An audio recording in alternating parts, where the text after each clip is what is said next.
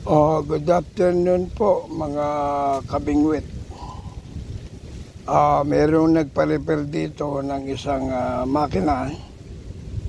Ang makinang ito ay Aris, no? Ayan, Aris yan.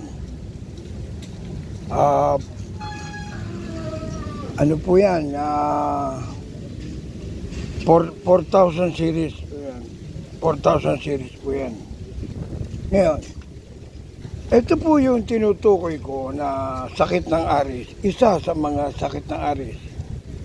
Ito po ay lumuluwag. Tingin, wala pong kukurap. Ito po, ito. Yan. Gumagalaw po yan. Ibig sabihin, yung tornilyo po kasi niyan ay nasa ilalim. No? Ito po ay gumagalaw. Ayan. Tingin po Ayan. Kita nyo. Maluwag po ang tornilyo niyan. Ngayon, ano po ang nagiging resulta kapag yan ay lumuluwag ang tornilyo? Una, hindi po nasasalansan na maayos yung tansi. Ganito po nangyayari. Ayan. Isa yan sa pwedeng maging sanhi ng kanyang pagluwag. Ano pa?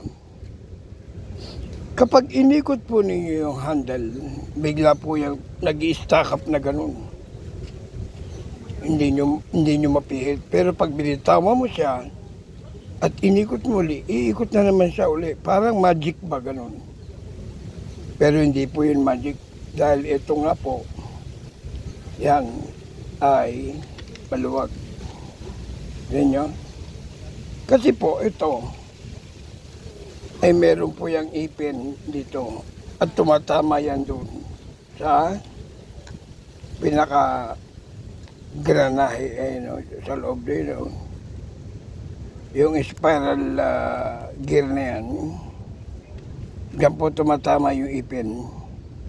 At siyempre, kumakalog siya. Yung ipin,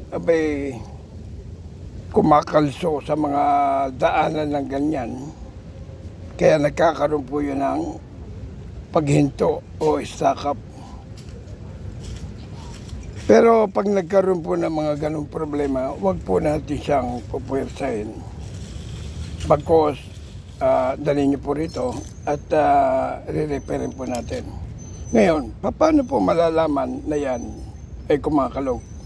Una, ito po ay nakasalang gano'n, di ba? Ayan.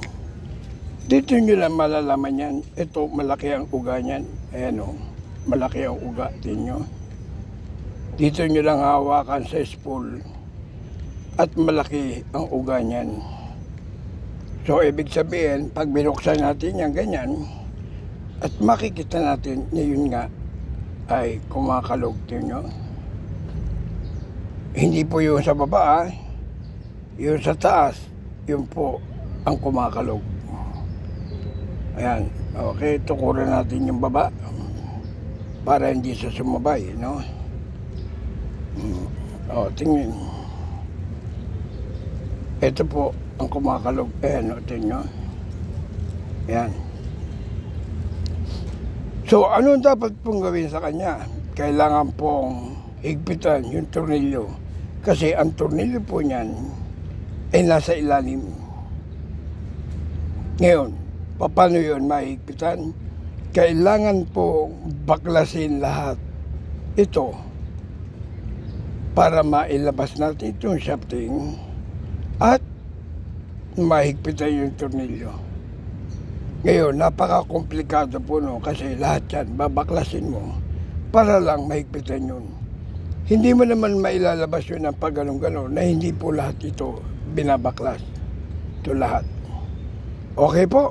Ngayon, babaklasin po natin yan at ipakikita ko sa inyo mamaya sa part 2 kung paano natin yan ihigpitan. Okay po?